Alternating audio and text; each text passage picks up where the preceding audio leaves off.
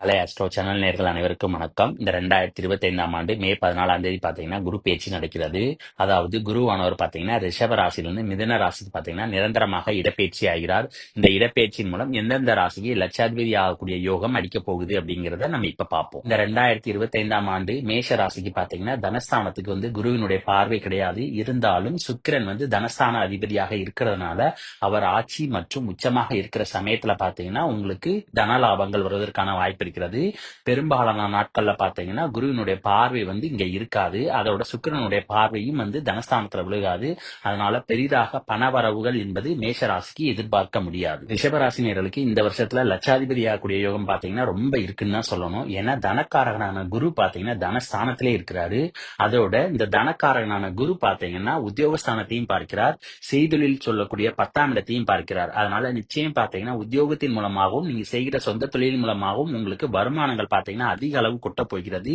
இதன் மூலமாக நீங்க லட்சாதிபதி ஆகக்கூடிய வாய்ப்பு பாத்தீங்கன்னா ரிஷபராசினியர்களுக்கு நிறைய இருக்கிறது. அடுத்து மிதுன ராசிக்கு பாத்தீங்கன்னா குருவினுடைய அதிசார காலகட்டமான 18/10/2025 இருந்து 10/11/2025 வரைக்கும் உள்ள காலகட்டத்துல பாத்தீங்கன்னா குரு உங்களுடைய தனஸ்தானத்துல இருப்பாரு.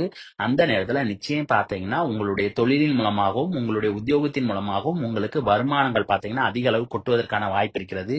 மற்ற நேரங்கள்ல பாத்தீங்கன்னா பெரிதாக எதிர்பார்க்க முடியாது.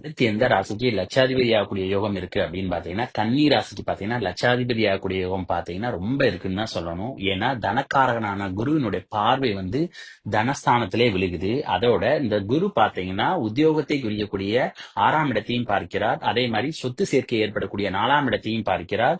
சொந்த தொழிலை குறிக்கக்கூடிய 10ஆம் இடத்திலையும் இருக்கிறார். இதனால உங்களுக்கு தொழிலின் மூலமாக அதிக வருமானங்கள் வருவதற்கு வாய்ப்பு இருக்கிறது. உத்தியோகத்தின் மூலமாகவும் வருமானங்கள் வருவதற்கு வாய்ப்பு இருக்கிறது. நில சேர்க்கையின் மூலமாக உங்களுக்கு வருமானங்கள் வருவதற்கு வாய்ப்பு இருக்கிறது. உங்களுடைய தாயாரின் மூலமாகவும் உங்களுக்கு வருமானங்கள் பாத்தீங்கன்னா அதிக அளவு வருவதற்கு வாய்ப்பு இருக்கிறது. இந்த மாதிரி பல விதமான வழிகள்ல பாத்தீங்கன்னா கன்னிராசினியர்களுக்கு பாத்தீங்கன்னா தன லாபங்கள் அதிக அளவு வருவதற்கான வாய்ப்பு இருக்கிறது. இதன் மூலமாக நீங்க லட்சாதிபதி ஆகக்கூடிய வாய்ப்பு என்பது நிச்சயம் இருக்கிறது. அடுத்து துலாம் ராசிக்கு பாத்தீங்கன்னா குருவினுடைய அதிசார காலகட்டமான 18/10/2025 இருந்து 10/11/2025 வரைக்கும் உள்ள காலகட்டத்துல மட்டும் உங்களுக்கு பண வரவுகள் பாத்தீங்கன்னா பெருகுவதற்கான வாய்ப்பு இருக்கிறது. மற்ற நேரங்கள்ல பாத்தீங்கன்னா உங்களுடைய 2ஆம் இடத்ததிபதி ஆட்சி உச்சமாக இருக்கிற சமயங்கள்ல மட்டும்தான் உங்களுக்கு பண வரவுகள் என்பது இருக்கும். மற்ற நேரங்கள்ல பாத்தீங்கன்னா பெரிதான அளவுக்கு எதிர்பார்க்க முடியாது. எந்த ராசிக்கு லட்சாதிபதி ஆகக்கூடிய யோகம் இருக்கு அப்படின்னு பாத்தீங்கன்னா விருச்சிக ராசி நேர்களுக்கு பாத்தீங்கன்னா 100% லட்சாதிபதி ஆகக்கூடிய யோகம் இருக்குன்னு தான் சொல்லணும். காரணம் என்ன அப்படின்னு பாத்தீங்கன்னா விருச்சிக ராசிக்கு பாத்தீங்கன்னா தனஸ்தான அதிபதி யாருன்னு பாத்தீங்கன்னா குரு. அவரே 7ஆம் பார்வையாக தனது வீட்டையே பார்க்கிறார். இதனால உங்களுக்கு அற்புதமான பல வழிகள்ல பாத்தீங்கன்னா உங்களுக்கு வருமானங்கள் கொட்டுவதற்கான வாய்ப்பு இருக்கிறது. அதோட அவருடைய சிறப்பு பார்வையான 9ஆம் பார்வையாக 4ஆம் இடத்தை பார்க்கிறார். அதனால நிச்சயம் பாத்தீங்கன்னா தாயார் வழி சொத்துக்கள் மூலமாக உங்களுக்கு வருமானங்கள் வருவதற்கு வாய்ப்பு இருக்கிறது.